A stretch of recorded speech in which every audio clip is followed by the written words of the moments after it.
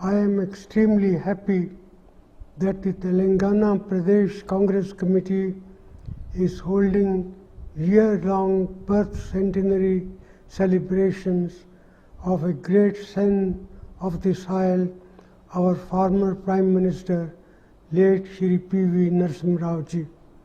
I consider it a great privilege to inaugurate these celebrations today. I am particularly happy that this program has been organized on a day on which I had the privilege as the Finance Minister of India for presenting the first budget of Shri P.V. Narasimha's government in 1991. The government took office just after the sad demise of Shri Rajiv Gandhi ji. I had said in my budget speech, referring to Shri Rajiv Gandhi, that he is no more, but his dream lives on. His dream of ushering India into the 21st century.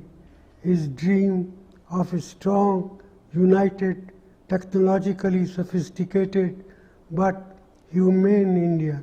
I had dedicated that budget to his inspiring memory.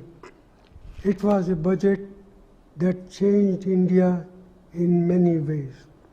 It ushered in economic reforms and liberalization. It was a hard choice and a bold decision, and it was possible because Prime Minister Narasimha gave me the freedom to roll out things after he fully understood what was ailing India's economy at that time. On this day, while inaugurating his birth centenary celebrations, I pay my humble respects to the man who had the vision and the courage to push these reforms. Like Rajiv ji, Narasimha ji too had great concern for the poor of the country and had told the then Managing Director of IMF, Mr. Michael Kondesu, that reforms in India would have to be mindful of Indian concerns. Economic reforms were preceded by a push in that direction when Shri Rajiv Gandhi was the Prime Minister. Before that, Srimati Indira Gandhi herself was able to grasp the importance of reorienting our economic policy. But real tough decisions had to be urgently taken in 1991 as we were faced with a foreign exchange crisis, with foreign exchange reserves down to about 2 weeks imports, bringing the nation to the edge of a precipice. But then, politically, it was a big question if one could take hard decisions to meet the challenging situation. It was a precariously placed minority government which was dependent on outside support for stability. Yet Narasimha was able to carry everyone along, convincing them with his convictions. Enjoying his confidence, I went about my job to carry forward his vision. Victor Hugo had once said that no power on earth can stop an idea whose time has come. I suggested in my budget that India's emergence as major economic power was one such idea. There was an arduous journey ahead, but it was time to let the whole world know loud and clear that India was now wide awake. The rest is history. Looking back, Narasimha can truly be called the father of economic reforms in India. Hailing from the Karimnagar district of Telangana, Narasimha had embarked on a long political journey starting from the days of freedom struggle. He was first elected as an MLA in 1957, was a minister in 1962, and the Chief Minister of the combined state of Andhra Pradesh between 1973.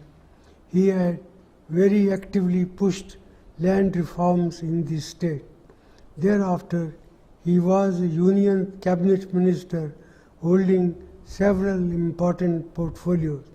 As Minister for Human Resource Development between 1985 and 1988, he was responsible for the National Policy on Education 1986.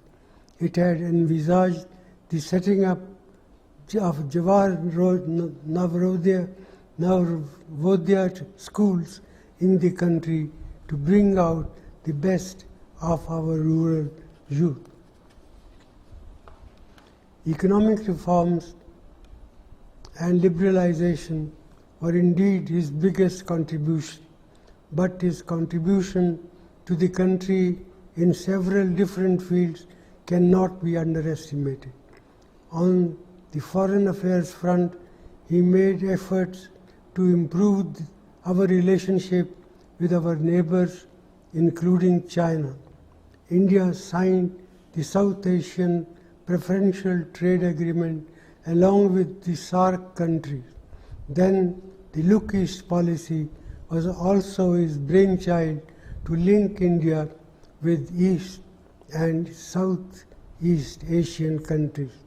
It was also under his leadership that the Indian space program got an impetus with the successful testing of the augmented satellite launch vehicle and the polar satellite launch vehicle. India also successfully tested the Prithvi missile to strengthen and enhance external security capabilities. He had also asked late Dr. APJ Abdul Kalam in 1996 to get ready for nuclear tests to take India to join a new League of Nations, which were later conducted by Prime Minister Vajpayee-led NDA government in 1998. That was indeed a difficult era in politics. Endowed with a cool temperament and deep political prowess, Narasimha Rao was always open to debate and discussion. He always tried to take the opposition into confidence. To cite a few examples, he had deputed Shri Atal Bihari Vajpayee as the then leader of the Indian delegation to the UN Human Rights Commission in Geneva to discuss Pakistan's sponsored resolution to censor India on its record of human rights in Jammu and Kashmir, which was successfully thwarted. He had also nominated Shri Subramanian Swamy as chairman of the Commission on Labour Standards and International Trade with a cabinet rank. Narasimha Rao left behind an unmatched legacy of being a linguist, well versed in several Indian and foreign languages, and was indeed a great scholar. He was one of the first converts to new technologically oriented program by not only becoming adept with using a computer, but also because became proficient with programming techniques. This was possible because he was always willing to learn new things. In conclusion, I once again pay my tribute to the memories of a great leader, a great son of our country, our former Prime Minister, Shri Narasimha Rao, who was a friend, philosopher, and guide to me in many ways. Jai Hind.